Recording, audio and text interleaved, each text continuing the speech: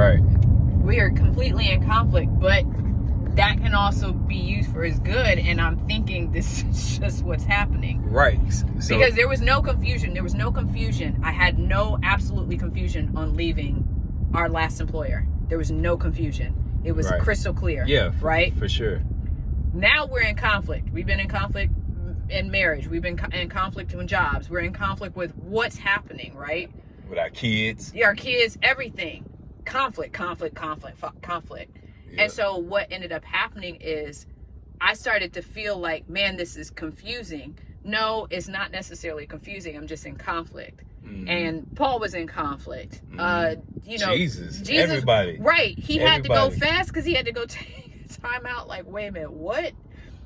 So now I'm realizing that there's a reason in the conflict. I haven't seen it yet. Yeah. But there's no confusion. Like, I know for a fact. Like, I know that I know that I know.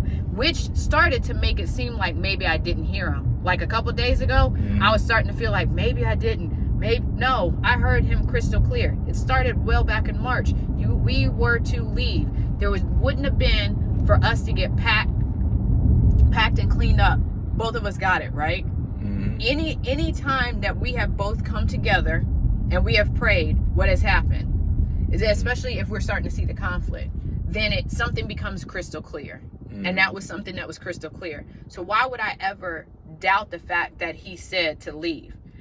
Our issue came, and where confusion came, we didn't move when he said to move. We didn't put these things in place. So then when the fire got hot, because I think that was definitely him. He turned it up because I was like, I told y'all several months ago to start preparing. And honestly, I was using logic, and this is where the whole conversation came from. Mm-hmm. Logic isn't a principle in God's kingdom. No. Logic is not a kingdom principle. Like, logic is almost diametrically opposed to the principles of God's kingdom. And if you think about it, the gospel isn't logical. Him sending his son, his one and only son, to die for people who are not doing what the person that created them to do, they're not doing it, but he's going to send something that's very precious to him to die. It doesn't make sense. None of the Christian walk is logical, but so we can't use logic as believers. Not to say that we can't use wisdom and knowing how this realm's principles, how this realm is set up physically. Yes, it is, because that's how God set it up. But it doesn't mean that his kingdom principle doesn't supersede this physical world's principles. It does supersede it. So I want to go ahead. I'm gonna back us up, right? Mm-hmm. So back in March, it was like major. There was conflict within me. And the conflict became because I didn't understand what was going on, and I had these bouts or whatever. And one day the God was like, you guys are to you will be leaving. You're not going to stay here in this position. We worked and lived in the same spot. We were at a boarding school, my alma mater. So in March, it said it. Lazarus was in disagreement with it because of logic, right? Because of logic. He was like, no, we need to build. And when I tell you, every time that happened, my spirit was like, no, it doesn't matter. That you can go with whatever, but you are to move. But we didn't. So March, we got the marching orders, ironically, in March to clean, pack, organize our living spaces in preparation, right? But we kept going. But what's next? Here's the thing: if you don't do what God put in front of you first, there is no next. And believe it. Right? Yeah, and believe it. Because I started to do it. Like, I got the message too, and I started to do it. I told the family and everything. Put it on the calendar. Hey, we gonna do it, and I put it in my calendar to say every day we got to clean, pack, or and let me remind us and just tell everybody who's watching. We were staying in a less than 1,000 square foot apartment, and we downsized and everything, so it wasn't a whole lot for us to clean, pack, and organize. But because of logic, I was like, oh, we can divvy it up and do a little bit here, a little bit there, because I didn't fully believe in the message. Because logic was slowing me down.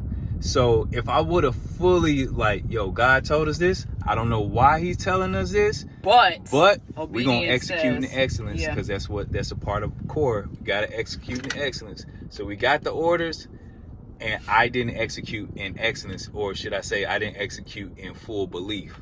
And I was still a little double-minded in that sense. It was like, yeah, I'm gonna do a little bit, but just in case I misheard it, I'm gonna ease off the gas pedal a little bit.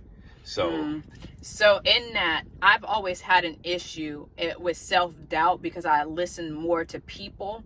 Again, that's my logic part, because people go, oh, that wouldn't make sense, that doesn't make sense, and I go, oh, you're right. But God's going, nothing that I do has to make sense to people. You just need to be obedient, right? So had we now we're here, now we're in California. We left Pennsylvania, we're now in California, and it's just been conflict, whatever. Partly is because of going along with logic, not moving ahead of time. All the time that once boarding school cleared out, last week of May, first week of June, stuff started happening. I was having dreams about, like, he was like turning up the fire, and we still just sitting there. We went to Ohio because we thought we needed a break. We needed a break, and God was like, I'm trying to give you a break, dummies. Yeah. But y'all... Look, and the funny thing is, think about it. We ended up in conflict again. You had to go take a break, separation, because you trying to figure stuff. But he was like, yo, I done told y'all. Y'all are causing issues within yourself because you won't listen. So we didn't need to take the break. We should have just went ahead and come once school was done, but like, hey guys, it's been real. We out. And should have got that last check.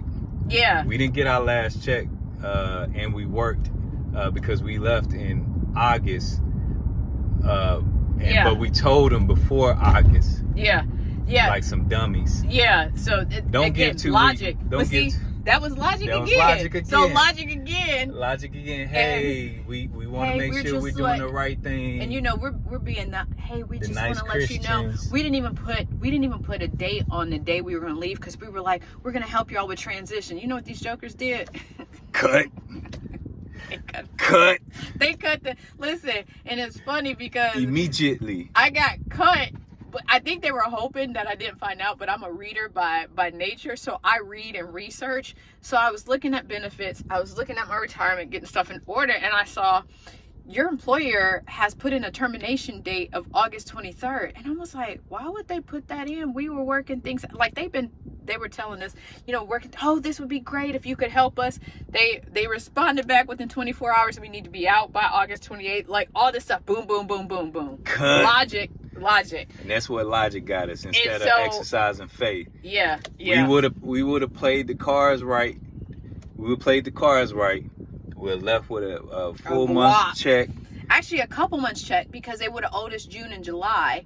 So if we owed June and July, we were out by, so end of June. Yeah, we would have had 2 more paychecks, large paychecks. Yep. Been able to transition everybody, living off of stuff, not missing anything, because then we still had the employer as this person, and would have been able to turn over and been transition with everything. They still would have been salty. Oh, you can be salty. You gonna be salty. But we would have got something. Hey, y'all, you know why they were salty? Because honestly, we were there about change, and we were doing the daggone thing and making stuff great, and they knew that. We were shining that light on the. We were shining the light despite them trying to put us in darkness. Yep. Yeah, that's confusing to people. Let it be confusing. That's fine. That's okay. Fine. But it's on us for not being, and truthfully, that's where, in the ownership, taking ownership, that's where we got to take ownership. Yep. Because we did not move in the way that the Spirit told us to move, and we were told that. So every time it come up with conflict, you got to question, not with conflict, but stuff becomes confusing. Yep. Go back to what God the Spirit told you, and then work from that place. Yep. Because if you don't grab a hold of that and take the ownership of what your responsibility was, you won't get it. You're not gonna get another order. And you're gonna stay in that place of confusion and probably even start to blame God. Mm-hmm. And God saying, I don't work unless you work what I'm giving you to work, which is us being obedient to what he said. Noah didn't have to understand that. Noah didn't seek understanding. He just got the orders and he executed. He didn't have to have logic. That's what I'm saying. He didn't utilize logic. My fault. I want to say it. He probably didn't, because it never rained on planet Earth before. They didn't even know what rain it was. And God said, "You gonna build a boat? Because I'm about to flood the thing." Well, Come on, man. Flood has to do with water. And so they didn't even have a concept of what God was getting ready to do, which I think is leading to what's about to happen here on Earth. Something is about to happen here on Earth that we don't have a concept of happening right now. So just like Noah didn't have a concept of what flooding was and what God was going to do in order to make that happen, something is about to happen where we don't have a concept of, but it's going to happen. But unless you follow God's instructions, you're going to get caught up in whatever that is, and you're not going to be saved. But if you follow God's instructions, those are your instructions to build your ark, right? And in order to be saved. If you don't build your ark the way God is telling you to build your ark, or do the things that he's telling you to do, then you're going to miss out. And it's going to be really unfortunate. So don't allow logic to keep you from building your ark. Because you better believe something is happening. Period. You better believe something is coming and is on its way. And it ain't going to be nice for the people on Earth. So